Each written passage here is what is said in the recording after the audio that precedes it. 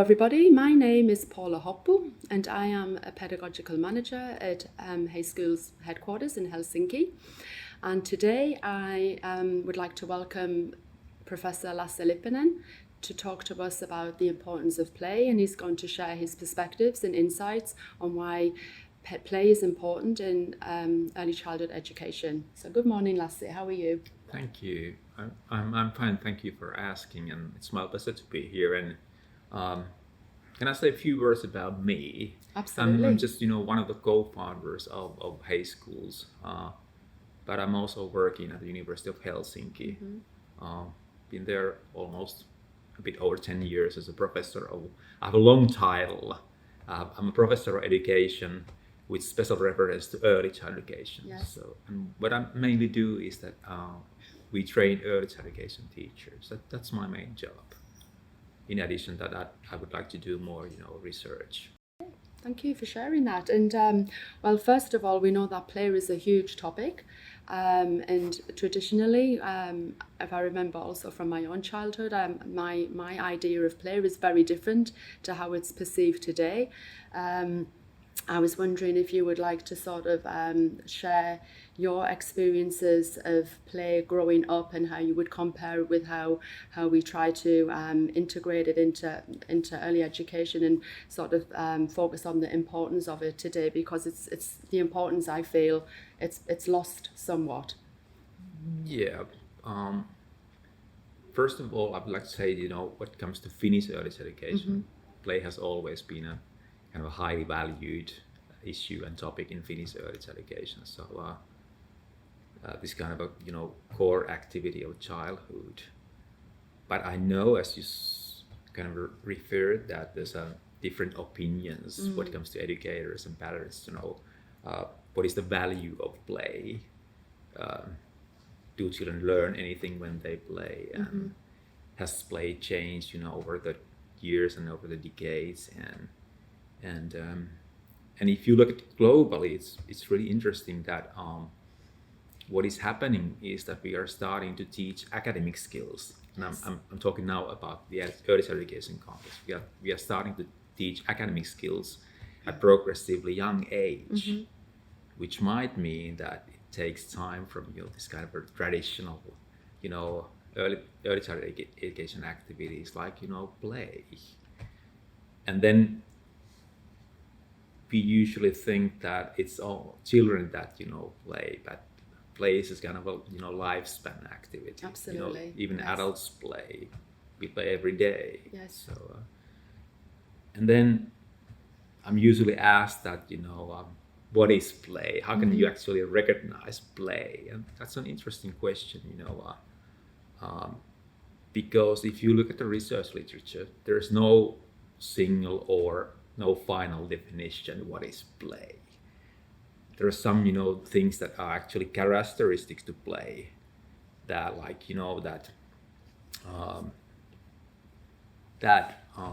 play is always a voluntary activity. So you cannot force children to play, or if you force them to play, you tell them that you need to play. That's not play. Yeah, that's true. So it's a voluntary activity.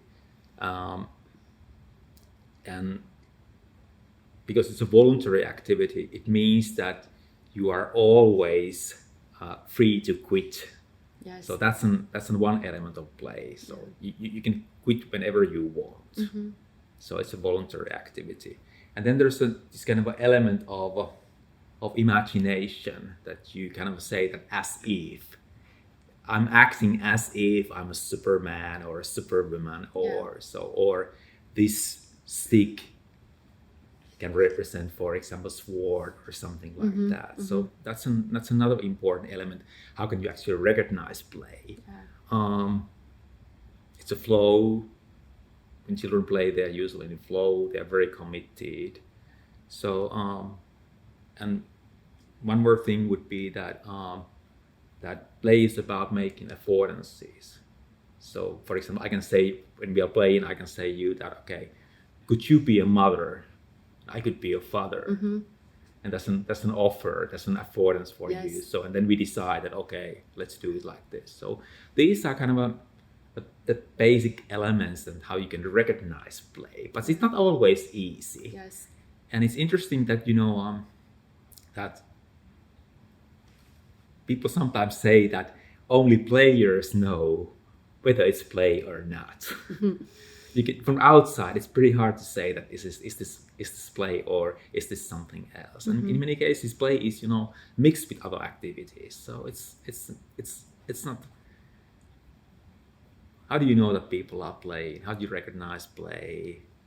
And how do you are able to make difference between some other activities and play? So because even children can move from play to kind of you cannot do like that. That's not how we play. Yeah. And then they go back to play. Yeah. And then play gets more complicated if you think about it. There's this kind of imaginary play or drama play, or you can play with objects or so there's a lot of studies on play, but it's a complicated thing. And then I think the most complicated thing is the relation between play and learning. Yeah. So and I guess we are many times asked that when children play, do they learn anything? And that's what many people actually and educators also worried about. And if I'm letting them play, do they learn anything? Yeah. And that's an interesting issue, that what is the relation between play and learning. But when children play, they learn many things, like they solve problems, they solve conflicts, they negotiate, they learn social emotional skills, they learn to take other people's perspective, and they learn things that if we should teach them all these things, it would be mission impossible in a way. Yeah. So, but that's an interesting thing. And when children play, they don't think about they are learning something. Exactly, They just play. Yeah. And can I say one more thing? Yeah, sure. Because I think that the purpose of play is the play itself. And that's the importance of play. Just to play. From adults' perspective, it might look like an unproductive activity, but that's the nature of play. That's children play because of the play. So simple as that. Yeah, thank you. And complicated as that. So. Yeah, but it's, thank you for that. And myself, I'm also an educator, and one of the many questions parents are often asking is like, can you define how the children are learning through the play? Yeah. And sometimes you have to really convince them that they are actually learning. But I wanted to ask you, what kind of tips would you give to educators? How can you sort of get parents to understand the value of the play and what the children actually are learning from that? Yeah, that's always the question that, or I would frame it like this: that people usually talk about learning through play, and then we think about play as an kind of a pedagogical activity for learning, and it's a different thing than just thinking about that children are playing, because when you think about learning through play, we easily make play as a context for learning something, and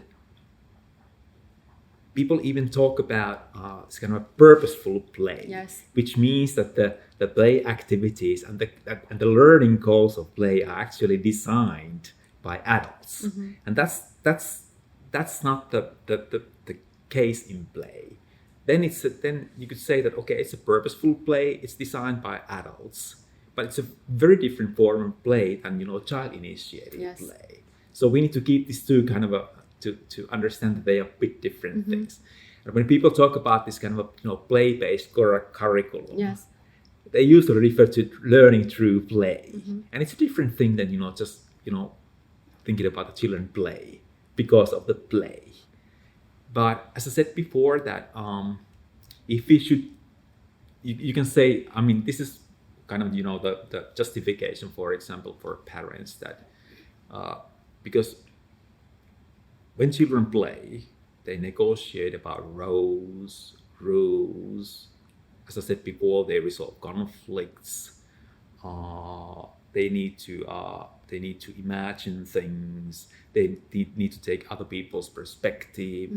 So if you would have to teach all these things for the kids, that would be really hard to do. So they learn things that are hard to teach in any other context. So that would be kind of a justification. But I understand, the worry that you kind of took up, because, as I said in the very beginning of a conversation, that there's a strong focus on academic skills, and a growing focus on academic skills on early years, teaching and learning. So that's why people are thinking, are they learning, literacy or maths or science when they are playing? And I think that's what people are worried about. Good point. And just to add to that, I just wanted to mention also that lots of the families that I've been working with recently, especially like the ones from Asia, they're starting to understand that the relevance and value of children, their own children, having the play experiences that they weren't allowed to have.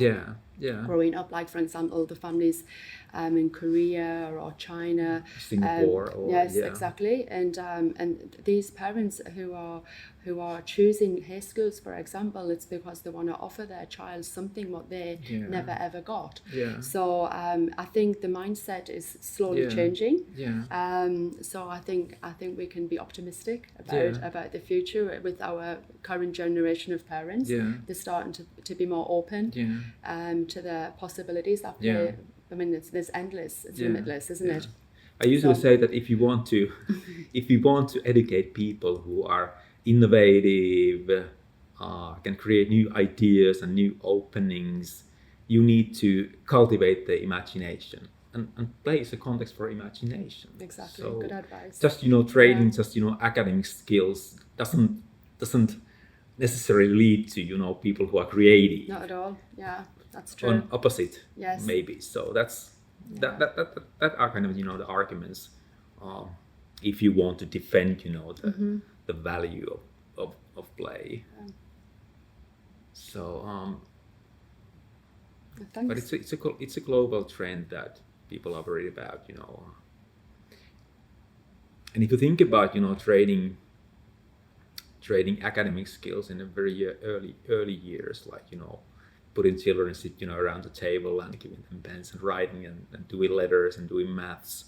And don't get me wrong, learning to read and learning maths and science is important, but just focusing very strongly only on academic skills may cause there's some research showing that it might be very stressful and it might cause emotional problems. So, and that's what we want to avoid more than anything. Absolutely.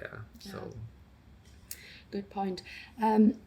So is teacher-directed play, in your opinion, more effective than child-initiated free play? It depends what your aims are. Okay. As I said before, if you want them to learn something precise, like numbers or whatever that would be, so then you can design a play context, and you kind of decide beforehand the learning goals and learning aims, and then you kind of you instruct the children how to play, but it's a very different form of play than if it's initiated by the children. So and I don't say which is good one or bad. They are very different. They have different aims and they have different purposes. But if play is only this kind of a adult initiated play, so I think we should leave space and room for children initiated play, which doesn't mean that they are left to play alone, but they need adults to supervise, enrich, to take part in the play. It doesn't mean that you just left them to play. So because educators' role in child initiated play is important, but it's kind of that you follow the children, you enrich their ideas, so you kind of participate in the play. Could you elaborate on what kind of which ways that teachers can enrich the play that you think is really effective? Well, a simple example would be that, let's say that if children are playing, shopping, they have a grocery store and they, buy things and take them, home, but they don't use money for some reasons. Yeah. So the teacher can actually, create some money and go to shopping. I have some money. What I can get with these things, and then then money comes into play. So that would be a kind of a way to enrich the play. But it's not, that the teacher educator decides, but kind of follows the children's idea of doing shopping, but enriching in a way. Yes. So that would be a simple example. And as parents as well, I think nowadays parents are super busy with their own lives, working and hobbies and so on. And it seems to be quite a common trend that parents are maybe not spending as much quality playtime with their children because they're all at their hobbies. What's your opinion about that? It's very hard to play as an adult, I know that. But in general, I think that what the parents should do, and this is not only about play, they should be interested in their children's interests. Yes. And to be around. That's what the kids want. Not just that you take them to hobbies all the time and you being busy like that. As well, but being around, to be interested in explain things, have a conversation, read books, just spend time together without any hurry or any other ideas. So I think that's the most important thing, and that seems to be in this kind of busy world. It seems to be a pretty hard thing to do. That's just to sit down with the kids and read a book. Yeah. I think that's one of the most valuable things that you can ever do. I agree. I've been a big fan all my life of using books to share with children, with my own children, with the children I've worked with, and it's something I always emphasize to parents, like, please take the time to have the bedtime story or have a story. It's just one of the best ways to connect with your child and find out what they're interested in. But it seems to be still one of those things that's quite difficult. Everybody's so busy. Yeah. And you can read the book and you don't have to think about whether they learn anything. Yes, just to enjoy the story, enjoy being together. Yes. That's the most important thing. Yeah. And then, but it seems to be very hard sometimes. It is. Thank you. So I'm going to ask something personal. So how did you experience play growing up in Finland? What was your childhood like, and what kind of play did you engage in? If you don't mind sharing that. No, I don't know the exact English term for one of these plays. Of course, we played, we took different kinds of, we played, drama play. We had different kinds of roles. And, but I think what I did when I was, a young lad, young Lasse. So we played a lot of different kinds of games like football and seeking and hiding. Oh yeah, that's always so popular with everybody, isn't it? This kind of, or this kind of a 10 sticks on. In Finnish, it's 10 tikkoa alalla, 10 sticks on a board. So different kinds of, more like games perhaps, but this kind of playful games. Yes. That they always had this kind of even if you play football, it always had this kind of sometimes it was very serious. Yeah. But it always also had this kind of a playful elements. Yes.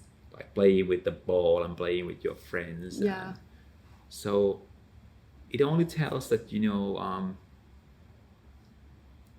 play is it's expanding in different activities like a way, and then you can think about it. Okay, what's the difference between play and playful things? So.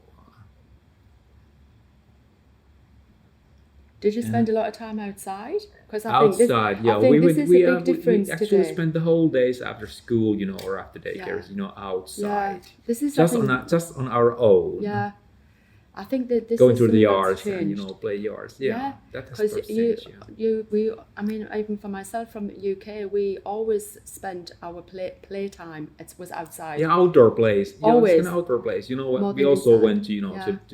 to pools and forest and did things like that. So that might have changed. Yeah. Well, and now we have to design outdoor activities for kids because It is, but I think partly it's about the parents today are so worried about the safety of their children. I know that my parents didn't worry about me when I was outside after school and stuff. They were like, as long as I was home to have dinner in the evening, there wasn't like this concern, like, where are you? And we didn't have mobile phones to inform every moment. Yeah. And like it's really different now, the isn't safety it? issue is really that's big one issue, thing. especially in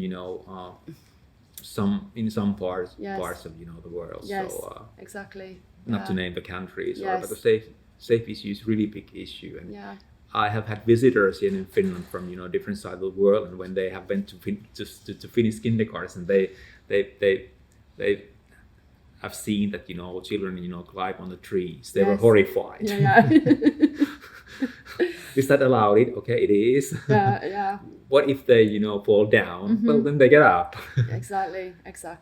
And you can only learn to get up if you fall down first. Exactly. Things about the Finnish early education pedagogy is that we want our children to become independent as early as possible. We encourage their independence and autonomy and not to be afraid to try. And you can climb up those stairs.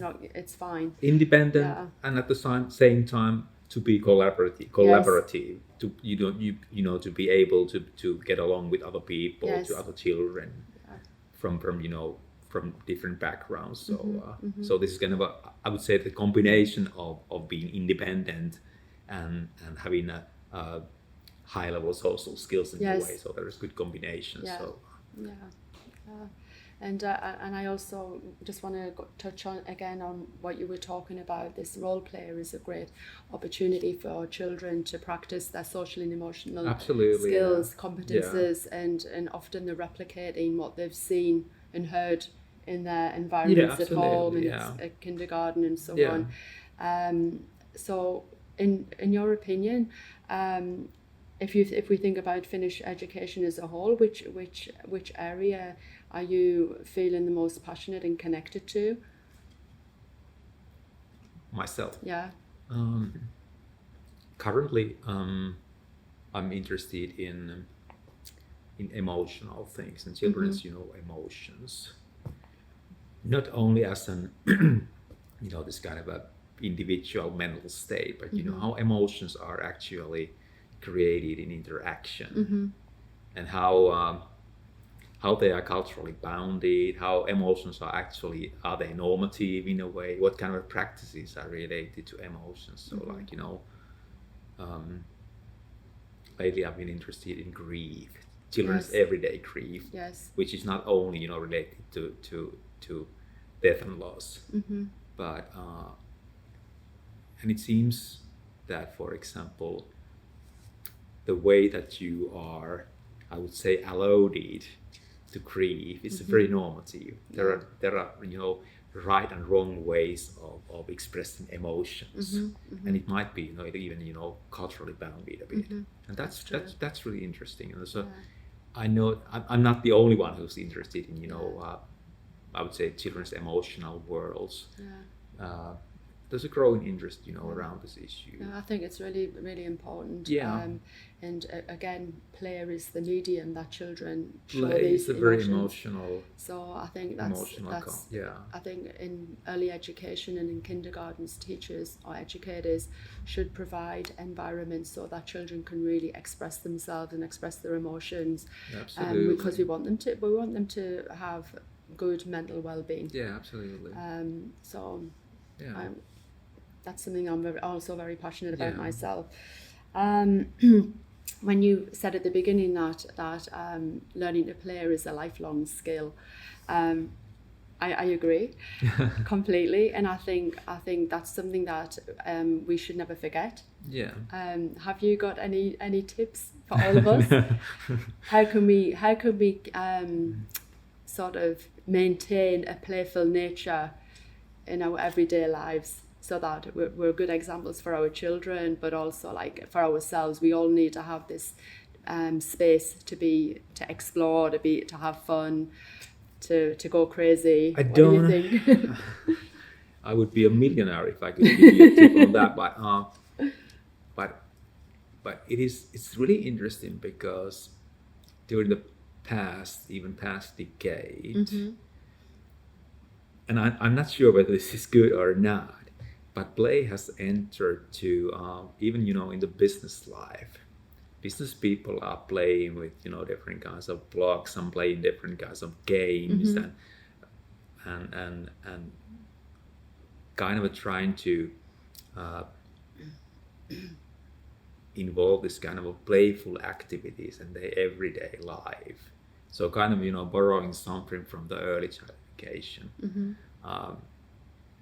But then you have to ask that why people are doing this. What's the motive behind of introducing this kind of playful activities in working life? And but how do you keep up this kind of a playful it's a tricky question. Attitude, It is. or Yeah. maybe it's that you have to just be curious, interested in different kinds of things. Mm-hmm. Be not to take things too seriously. Mm-hmm. It doesn't mean that you don't do, for example, a job in a good manner, but not to be too serious. Try to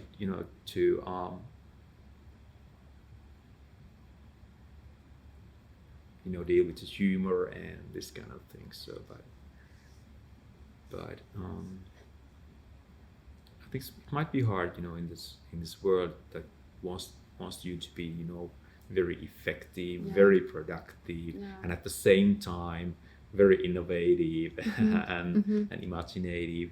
And if you want to be, this kind of a playful and creative and imaginative, you have to have this kind of, I would say, loose time. You don't do anything. Yeah. But it's pretty hard, in our times, just not to do anything. Yeah, just just to play with things or blah blah blah. I'm not doing anything. I'm just thinking about things and playing with ideas. Yes. And it doesn't look very effective. Yeah. You don't. Are you producing anything? Yeah. So I think that there's this kind of tension between this kind of that I'm just playing and not doing any serious work. So it might be effective. I think also fun. It's funny, like often when I was in Australia last year and when I would meet new people, one of the main questions what they would ask me, I don't know whether it's a Aussie thing or what, but they would say like, what do you do for fun? And I was like, how am I going to answer that? I couldn't even like think of anything to say, like would just come spontaneously. I had to actually think about it. Like, what do I actually do for fun? What is it that I really enjoy doing? It was weird. I don't know, like it's a tough question. It puts you on the spot and you're like thinking, what do I like to do? And then you think, should I actually tell? Tell? I don't want.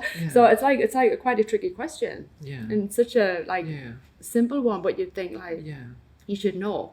All of us should know straight away. And once again, when I said that, and as you said, that how to keep up this kind of playful attitude, I think it's not just the responsibility of the individual or individual work. I think it's the whole atmosphere of your environment, your learning environment, your company or anything like that. Whether people are allowed it to. If you're in a bad mood, you kind of spread it around. If you're, infectious. Infection. Infectious. You're actually infected by emotions. Yeah, I totally agree. And you just need to have like one lively person in a group, and it can make a huge difference to the day. Yeah, absolutely. And vice versa. Yeah, so emotions are actually collective. This kind of phenomenon. You're right. Yeah, good point. Okay, so I just wanted to say thank you so much, Lasse. It was lovely to talk to you and to get your insights and tips how we can be more playful as adults and how we can encourage our children, our next generation of playful individuals. Let's keep working towards that. Thank you so much. Thank you so much. It was my pleasure. Thank you. Thank you.